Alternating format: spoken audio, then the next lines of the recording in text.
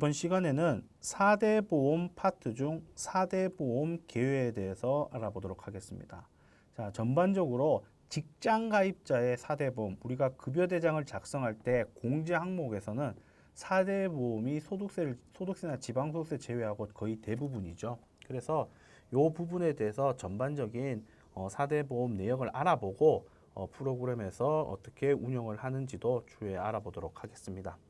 자, 4대 보험 개요입니다. 자, 사업장 가입자 탈퇴 및 가입 대상 취득 상실 부분에 있어서 설명인데요. 도표를 한번 보도록 하겠습니다.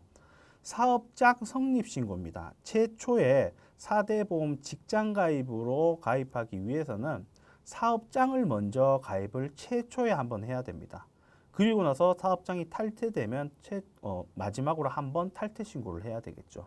자, 사업장 성립 신고입니다. 사업장 성립 신고. 자, 국민연금 같은 경우에는 해당 사유일에 다음 달 15일까지 사업장 성립 신고를 해야 됩니다. 예를 들어서 2021년에 3월에 처음으로 직원이 입사를 했다. 직원이 입사했으면 입사한 달 3월 달의 다음 달 15일까지 국민연금에 사업장 성립 신고를 해야 됩니다. 건강보험은 사유 발생일부터 14일입니다. 그러니까 1일자에 입사를 했으면 14일 이내에 건강보험은 신고합니다. 전반적인 신고가 건강보험의 나머지 4대 보험보다는 항상 빠릅니다. 대개 14일입니다. 이 부분을 기억을 하시면 될 것 같아요. 고용보험과 산재보험은 보험관계 성립한 날부터 입사일이겠죠. 입사일 처음 고용보험 대상자나 산재보험 대상자가 이제 발생된 입사한 날부터 14일 이내에 사업장 성립신고합니다. 이 성립신고는 공통신고 사항이기 때문에 공통신고 사항에서 이렇게 한 번만 제출을 하면 됩니다. 각 공단에 별도로 제출할 필요도 없이 한 공단에만 제출을 해도 되는 부분입니다. 자, 사업장 탈퇴 신고입니다. 사업장 탈퇴 신고는 각 보험별로 탈퇴 사유가 다를 건데요. 어쨌든 탈퇴가 해당이 된다면은 해당 사유일에 다음 달 15일까지 국민연금은 탈퇴 신고를 해야 됩니다. 위에 성립 신고와 똑같죠. 나머지 부분도 거의 똑같은 구조로 흐릅니다. 각 공단의 신고들은. 자, 건강보험은 사유 발생일부터 14일 이내. 고용산재보험은 보험관계 소멸한 날의 다음 날부터 14일 이내. 다음 날 하루 정도 차이인데 어쨌든 14일 이내다. 성립과 사업장의 성립과 탈퇴 신고는 건강보험, 고용산재보험은 14일이다. 국민연금은 다음 달 15일까지라는 부분만 알면 될 것 같습니다. 이건 가볍게 보시면 될 것 같아요. 사업장 성립이나 탈퇴 신고는 다반사로 발생되는 게 아니죠. 처음 한 번이나 이렇게 발생되는 부분이니까 보시면 될 것 같습니다.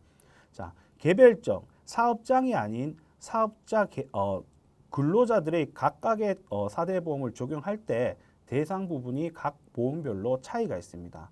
먼저 국민연금은 18세 이상 60세 미만의 사용자 및 근로자가 국민연금 직장가입으로 대상이 되십니다. 그 말은 뭐냐면은 60세 이상 넘어가게 된다면은 직장가입의 국민연금 가입자가 되지 않는다고 안 되는 부분이죠. 별도의 탈퇴 신고를 하는 것도 아니고 자동적으로 60세 이상이 되면 국민연금은 사업장에 부과되지 않습니다. 자, 건강보험입니다. 건강보험은 모든 근로자 및 사용자가 대상이시라고 보시면 됩니다. 예, 그렇게 보시면 될 것 같고요. 다른 연금에 비해서는 건강보험은 웬만하면 대상이 아닌 부분, 초단시간 근무자나 이런 제외하는 것들을 빼고는 거의 모든 근로자 및 사용자가 대상이다. 자, 고용산재보험도 특별한 경우가 없으면 모든 근로자다. 여기서 말하는 근로자는 대표자나 대표자를 제외한 부분을 근로자죠. 그러니까 사용자를 제외한 모든 근로자에 해당된다. 법인 같은 경우 대표이사만 있다면은 실질적으로 고용보험이나 산재보험은 가입할 필요가 없죠. 가입 대상도 아니죠. 예, 이렇게 보시면 될 것 같습니다. 자, 취득과 관련된 겁니다. 국민연금 같은 경우 취득일은 입사일이고 건강보험과 고용산재보험도 마찬가지로 입사 기준으로 취득 신고를 하고 취득 대상이 됩니다. 자, 취득 대상의 신고 기한입니다. 자격 취득일, 입사일에 속하는 달의 다음 달 15일까지입니다. 위의 사항과 비슷하죠. 건강보험도 14일 이래입니다. 그런데 위와 다르게 고용산재보험은 요 신고, 개별적인 취득자에 대한 신고 기한은 국민연금과 동일하게 움직입니다. 다음 달에 15일까지 신고해야 됩니다. 입사일에 다음 달 15일이겠죠. 자, 자격 상실입니다. 퇴사나 이렇게 썼을 때 자격 상실입니다. 자격 상실일은 퇴사일의 다음 날입니다. 당연히 그렇겠죠. 생각해 보면 퇴사하는 날 그때는 근무를 했으니까 고용산재나 국민연금 대상이 되겠죠. 그리고 퇴사를 하고 나서 그 다음 날이 돼야지 상실되는 거겠죠. 당연히 퇴사일의 다음 날이 되는 겁니다. 자동적으로 세무사랑 푸에서는 퇴사 날짜를 입력하면 고용산재 등 국민연금인 4대 보험 탈퇴 신고 때 자동적으로 퇴사일의 다음 날로 이렇게 불러와칩니다. 신고 기한입니다. 신고 기한은 퇴사도 마찬가지로 자격 상실일에 속하는 달의 다음 달 15일까지 국민연금은 신고합니다. 고용산재보험도 취득과 똑같이 국민연금과 동일합니다. 건강보험도 취득과 똑같이 건강보험도 상실일부터 14일 이내에 신고하게 되어 있습니다.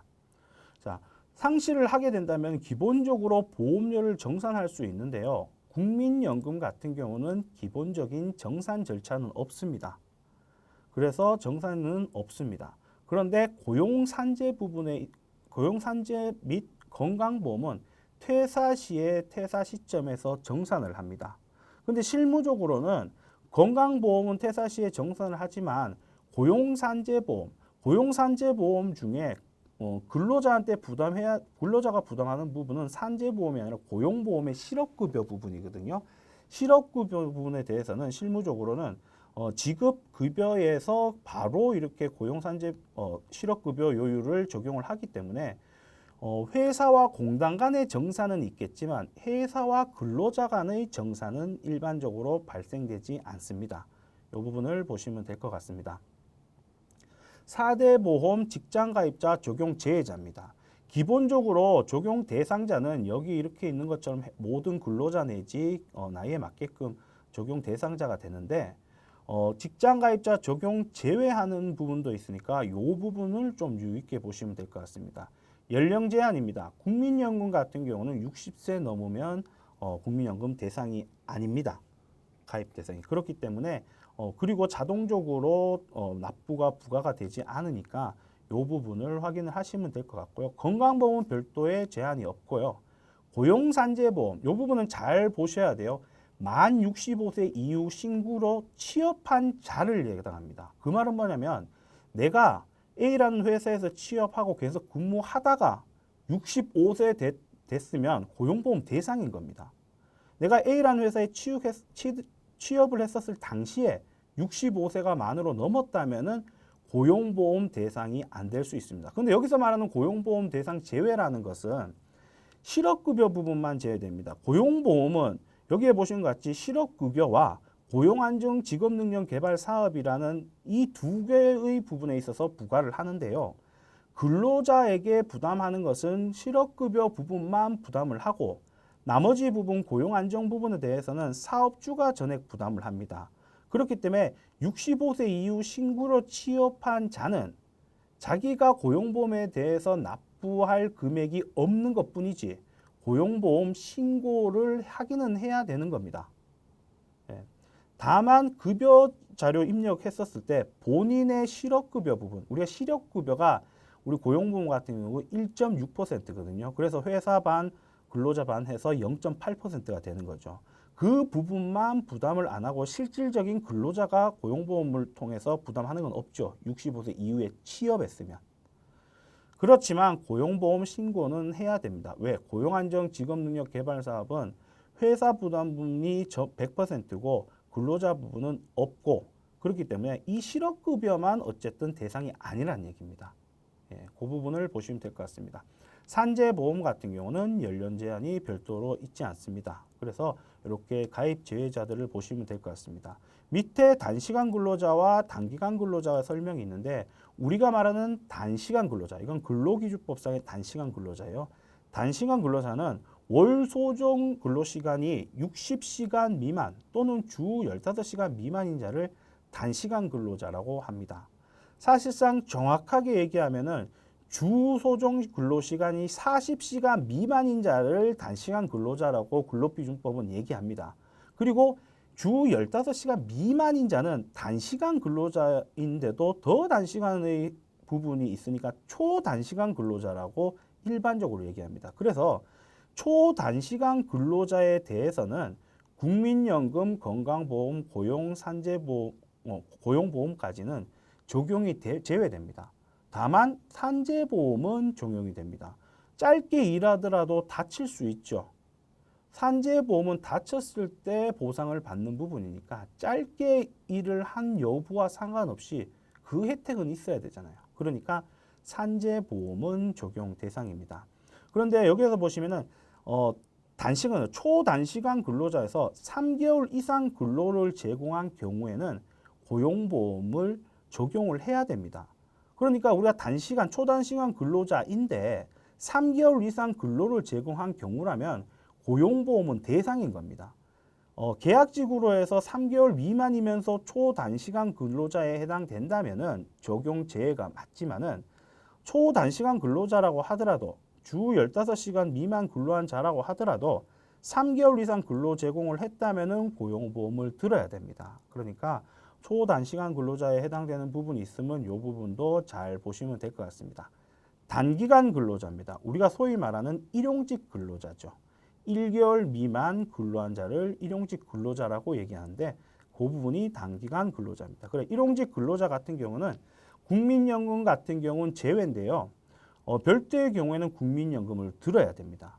1개월의 근로일수가 8일 이상이거나 근로시간이 60시간 이상인 경우, 우리가 말하는 어떻게 보면 60시간이 우리 초단시간 근무자 60시간과 같죠. 그러니까 초단시간 근로자가 근로하는 근로시간 이상으로 근로를 하게 되면 사실상은 일용직 근로자도 국민연금의 가입 대상입니다. 그리고 근로일수가 8일 이상 되더라도 또는이죠. and가 아니고 또는은 근로일수가 8일 이상 된다면은 국민연금 대상입니다. 우리가 지급명세를 제출을 하거나 근로내역 확인신고서 할 때 일수별로 체크하게끔 돼 있죠. 우리가 원천징수 할 때도 일용 근로자인데 일수에서 8일 되면은 사실 국민연금에 대한 적용 대상입니다. 그래서 일용직 근로자를 이제 8일 이상으로 해서 매번 일용직을 신고하면 어느 시점에 대해서 국민연금관리공단에서 연락이 와요.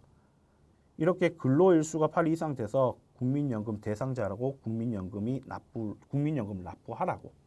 이런 부분이 있으니까 꼭 보시면 됩니다. 그런데 초단시간 근로자는 근로일수가 8일 이상이 되더라도 적용 대외입니다. 일용 근로자만 근로일수가 8일 이상 되면은 적용이 되는 거고, 초단시간 근로자, 우리가 주 15시간 미만 근로자들은 근로일수가 8일 이상이 되더라도 적용 제외입니다. 국민연금은. 이 부분을 보시면 될 것 같고요. 일용직 근로자 같은 경우는 기본적으로 건강보험은 적용이 제외가 되고 있습니다. 그리고 일용직 근로자라고 하더라도 고용보험과 산재보험은 적용 대상입니다. 자, 고용보험, 산재보험, 일용직 근로자는 어떻게 신고를 하냐? 일용직 근로자의 고용보험은 별도로 우리가 취득신고, 상실신고 이런 부분을 별도로 일반 상용직 근로자처럼 하는 게 아니죠. 근로내역 확인신고서를 통해서 취득과 상실신고를 하는 걸로 가름을 하는 거죠. 그래서 근로내역 확인신고서를 통해서 고용보험을 적용하고 산재보험을 적용한다라는 부분을 보시면 될 것 같습니다. 자, 2021년 4대 보험에 대한 요율입니다. 국민연금은 변동은 없죠. 다만 매년 상한액과 하한액은 변동이 됩니다. 왜? 국민연금은 이렇게 보면 월급여 기준으로 상한액이 있고 하한액이 있습니다.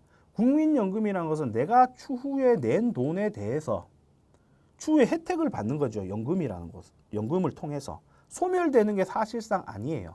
그런데 건강보험과 고용보험은 사실상 소멸이 되죠.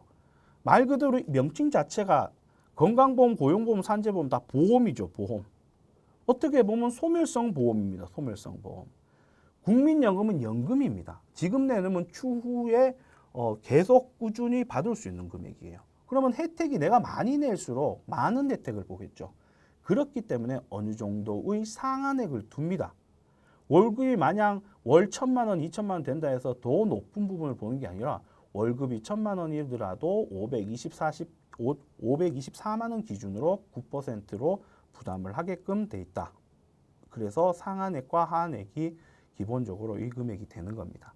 건강보험료는 매년 바뀌는데요. 어쨌든 하한액이나 상한액도 매년 바뀌는데 하한액은 이 금액이 작긴 하겠지만 상한액은 사실상 월급여입니다. 월급여가 1억 270만 원 이상이 돼야 여기까지 건강보험을 부담하는 거죠. 그러니까 월 1억 되는 분들은 많지는 않죠. 실질적으로. 그래서 거의 뭐 전체에 대해서 부담을 한다라고 보시면 될 것 같습니다. 장기요양보험은 건강보험의 11.52%입니다. 이렇게 보시면 됩니다. 고용보험입니다. 고용보험은 두 가지로 나눕니다. 실업급여. 실업급여는 근로자 반, 사용자 반 이렇게 부담을 하는 거고 사업주 반 부담하는 거고 고용안정 진급능력 개발 사업 같은 경우에는 사업주가 전체를 부담을 합니다. 기본적으로 인원이 150인 이하면은 추가적으로 월 급여액의 0.25%를 부담을 한다고 보시면 돼요. 그러니까 150인 이상을 관리하기에는 쉽지 않고 대부분이 이 규모 이하의 인원을 관리하잖아요. 세무 사무실에서. 그러니까 0.25%다. 그러면 고용보험은 전체적으로 봤었을 때는 1.6%에 0.25%를 더한 1.85% 정도 부담을 하는 거죠. 다만 실업급여에 있어서만 회사와 사업주가 반반 부담을 하고 이 부분에 있어서는 회사가 전액 부담을 한다. 여기서 아까 전에 위에서 65세 이상의 취업한 분에 대해서는 실업급여 부분만 부담을 안 하기 때문에 당연히 근로자가 부담해야 되는 고용보험 부담은 없습니다. 그렇지만 이 부분은 부담을 해야죠. 이 부분을 부담하려면 당연히 고용보험을 신고해야 되는 겁니다. 실업급여 부분에 있어서의 부담이 없다고 해서 고용보험을 신고 안 하는 게 아니고요. 65세 대상에 해당되시면은 이렇게 고용보험을 신고해야 되는 겁니다. 당연히 고용안정이나 직업능력 개발 사업에 해당 사항이 있으니까 이 부분을 잘 보시면 될 것 같습니다. 자, 산재보험도 사업 종류별로 다르게끔 요율이 측정됩니다. 당연히 산재보험은 그럴 수밖에 없겠죠. 왜? 우리가 업종들이 있을 건데 어떤 업종은 좀 다칠 위험성이 많은 업종이 있을 거 아니에요. 그죠? 예를 들어서 좀 위험한 일을 하거나 이런 분들 그러면은 고용보험의 요율이 산재보험의 요율이 높아질 거고 일반 사무직 같은 경우는 요율이 좀 줄 거고 그게 사업 종류별로 산재보험은 별도로 나와 있긴 한데 산재보험은 100% 사업주가 부담하는 보험료다 라고 이렇게 보시면 될 것 같습니다. 자, 근로소득자 결산 및 정산 시기인데요. 계속 근로자가 일반적으로 사회보험, 4대 보험 같은 경우는 정산이라는 절차가 있습니다.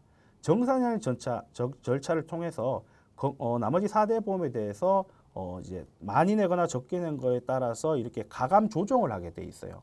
그래서 그 부분에 대한 결정 및 정산 시기인데요. 우리가 국민연금 같은 경우는 어떻게 보면은 내가 많이 내면은 많이 혜택을 받을 수 있죠, 추후에. 근데 나머지 보험들은 사실상 소멸되죠. 예, 소멸됩니다. 그렇기 때문에 사실상 국민연금은 정확하게 정산이나 이런 부분을 정산을 하진 않습니다. 별도의 정산을. 예. 그렇지만 정산을 하진 않고 앞으로 발생되는 보험료의 변동이 발생됩니다. 변동이. 그 부분이 발생되는 게 국민연금입니다. 그래서 국민연금 같은 경우는 5월 달에 이렇게 기본적으로 소득총액 신고서를 이제 신고하라고 안내문이 나오죠. 일반적으로 법인 같은 경우 대표자 및 근로자 같은 경우에는 국민연금은 지급명서 제출이나 원천세 신고나 정상적으로 했으면 자동적으로 보수총액 신고가 돼서 7월부터 부과가 됩니다. 저절로. 그런데 개인 사업장의 대표자는 좀 다르죠. 개인사업장의 대표자는 연말정산을 할 수가 없죠. 법인의 대표자는 연말정산을 하겠죠. 2월 달에. 그런데 개인사업자의 대표자 같은 경우에는 5월 31일까지 신고를 해야 되고요. 그럼 성실신고 대상자가 있잖아요. 성실신고 대상자는 6월 30일까지 소득총액 신고서를 별도로 신고를 해야 됩니다. 5월 달에 신고하든 6월 달에 신고하든 간에 결과적으로는 7월부터 똑같이 변경이 됩니다. 그 부분을 확인을 하시면 될 것 같습니다.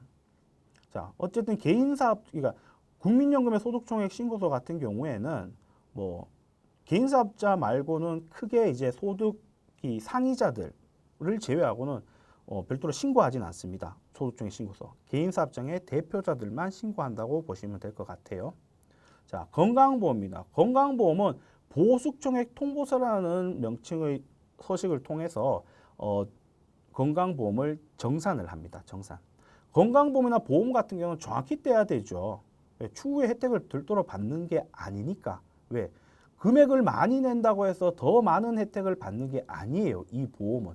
소득 기준으로 해서 일정 부분 내지만 적게 소득이 적어서 건강보험 고용산재를 금액을 적게 내더라도 많이 낸 사람하고 차별 없이 똑같이 받을 수 있죠. 일반적으로. 예, 그렇습니다. 그래서 보수총액 통보서로 정산을 하는데 제출 기한은 다음해 3월 10일까지입니다. 다음해 10일. 그리고 변경 기간은 4월에 정산도 하고 4월부터 이제 변경된 부분이 반영이 됩니다.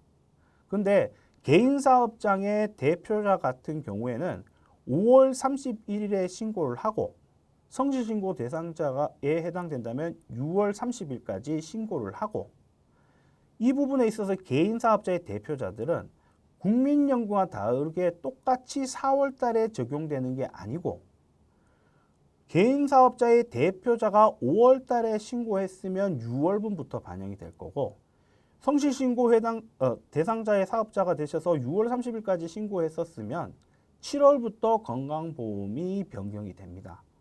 건강보험은 항상 급한 느낌이 있습니다. 그러니까 건강하면 좀 급하다, 바로바로 다음이다, 뭐 이런 식으로 보시면 되겠죠. 일반적인 근로자 같은 경우는 3월 10일까지 신고하고 4월부터 하지만 개인사업자 같은 경우는 그런 부분이 변동이 있다. 보수총액 통보서 같은 경우는 국민연금과 다르게 전체에 대해서 신고를 해야 됩니다. 신고 기한이 개인사업자는 별도일 뿐이지. 보수총액 통보서를 보면 실질적으로는 근무월과 금액만 입력하게 돼 있고 나머지는 관련 자료들이 다 통보되어서 나옵니다. 그래서 근무월과 총 급여액만 입력하면 되고 4월에 정산도 하고 4월부터 새로 산정이 되어서 나오는 부분입니다. 고용산재보험 같은 경우는 보수총액 신고서라는 부분으로 신고하는데요. 다음해 3월 15일까지 신고를 하고 4월에 정산 및 적용이 됩니다. 예. 이렇게 보시면은 뭐 각별로 건강보험이나 이런 보험 항목들은 정산이 있다. 그렇지만 연금에 대해서는 별도의 정산이 없다고 봐야 됩니다. 그리고 건강보험과 고용산재보험에 있어서도 좀 변동사항이 있는 부분이 있을 수 있는데요. 이 두 부분의 차이 같은 경우에는 기존에는 원래 고용산재보험도 인별로 해서 정산하지 않았었어요. 그런데 이제 작년 1월 초부터는 이제 개별적으로 신고를 해서 정산이 개별 퇴사할 때마다 인별로 정산을 하게끔 돼 있어요. 건강보험은 예전부터 인별로 정산을 계속 중도 퇴사자 같은 경우에 정산을 했는데 고용산재보험은 작년 1월부터는 이제 개별적으로 하기 때문에 정산 방식이나 하는 흐름은 똑같습니다. 다만 건강보험은 정산이나 적용에 있어서 회사와 근로자 간의 정산이 발생이 돼요. 일반적으로. 그렇지만 뭐 산재보험이야 이제 근로자 부담이 없으니까 고용보험 같은 경우에는 회사와 근로자 간의 정산 부분은 발생되지 않고 공단과 회사 간의 정산 부분만 발생됩니다. 실무적으로 실지급액의 실업급여인 0.8%를 그때그때 떼기 때문에 회사와 근로자 간의 별도의 정산은 보수총액 신고를 한다고 해서 발생되지는 않습니다. 자, 이상으로 4대 보험 개요에 대해서 알아보았습니다.